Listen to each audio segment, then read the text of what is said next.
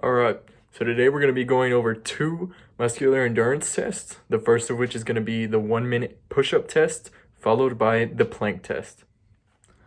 All right, all that is required for the push-up test is a mat, like the one beneath me, a timer, I'll be using this iPhone, and something to record how many push-ups you do with. To start off the push-up test, you want to instruct whoever's taking the test how to do a proper push-up, which in this case is going to be hands shoulder width apart, legs both extended. Make sure your legs and your back are in line. You don't want to be sagged, you don't want butt up, you want to be straight line. To complete a full push-up, you want to come down to where the elbows bend at least 90 degrees or more. Press all the way up, and that is one complete push-up. The goal of this test is to complete as many complete push-ups as you can in 1 minute. At the end of the 1 minute, the amount of push-ups you did will be recorded. All right, I'm getting ready to conduct the push-up test. I have the timer right here in front of me. Normally, you would have someone recording the time for you, but you know, coronavirus. So, start off, push-up position, one leg extended. I'm gonna go ahead and into the push-up position and tap the timer quickly and begin the test as soon as I tap the timer.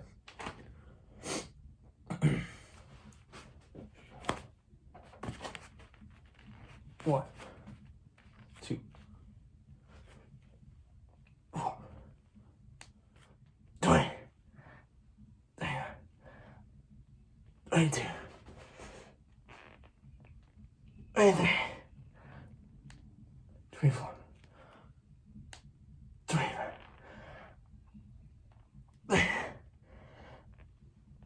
37, 27. Whew. That was pretty weak. Okay, so I just completed 27 push-ups in the minute allowed. I'll go ahead and post the chart after the video, but according to the chart, I fall for the males ages between the age of 20 and 29. I'm 22. I did 27 push-ups, so that puts me in the good category. So I have done some research trying to find norms for the plank test, which is conducted by holding a plank for as long as you can and then recording the time at which you cannot hold the plank any longer. I'm still going to do the test. However, it's very difficult to find any norms for the plank test in either of my ACSM books and my NSCA book. So I'm just going to do it. And likely this would be an assessment that would be good for monitoring progression. So do the assessment one day, do it again 3 weeks later, and compare it to your previous numbers, since I do not have any norms to tell me whether I'm doing well or not. So let's get to it. I'm gonna start a timer as soon as I start my plank, and let's see how long I can go for. I tilt this down so you guys can see. Proper plank position is similar to getting into the push-up position. However, elbows are going to be directly beneath your shoulders, shoulder width apart. We're going to go ahead and extend the legs out. Let me get my timer ready. One leg is out. As soon as I extend my right leg there that you can see in the camera, I will start the timer. So you want to make sure that elbows are directly beneath you, that your butt is not dropping or too raised. You want to keep in line. Another little trick, if you really want to get the most out of this exercise and really see where you're at, is by bringing your elbows in towards your knees. You're really going to activate the abs that way.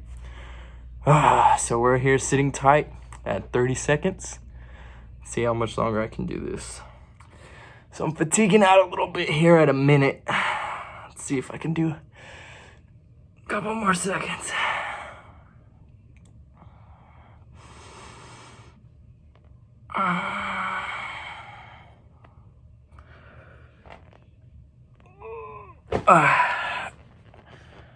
So I'm gonna go ahead and call it there at 1:15. So I got 27 push-ups during the push-up test, and I held a plank for 1:15. I say that's pretty decent, or probably average, but it's definitely not bad. Could be better, but it's not bad.